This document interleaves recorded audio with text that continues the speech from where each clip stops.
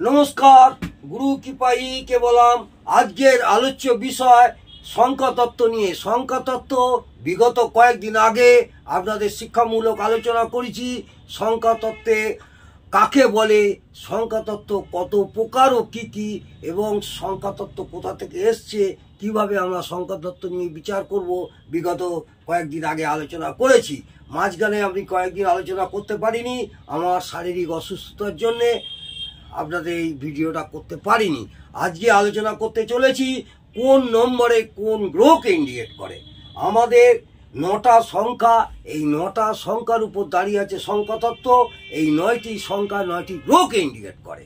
যেমন 1 নম্বর সংখ্যা ইন্ডিকেট করে রবি গ্রহকে, 1 নম্বর সংখ্যা ইন্ডিকেট করে রবি গ্রহকে। ঠিক এইভাবে বাকি 8টি সংখ্যা 8টি গ্রহকে ইন্ডিকেট করে।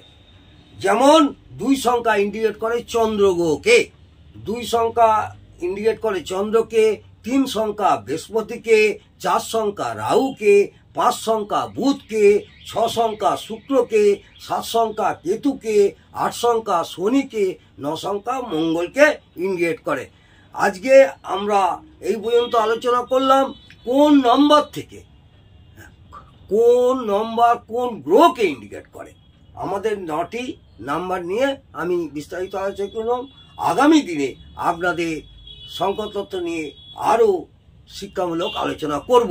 যদি ভালো লাগে অবশ্যই কমেন্টে আমাকে জানাবেন, তাহলে আমার পক্ষে অনেকটাই সুবিধে হবে। ভালো থাকুন, সুস্থ থাকুন, আনন্দে থাকুন। জয় জয় তারা।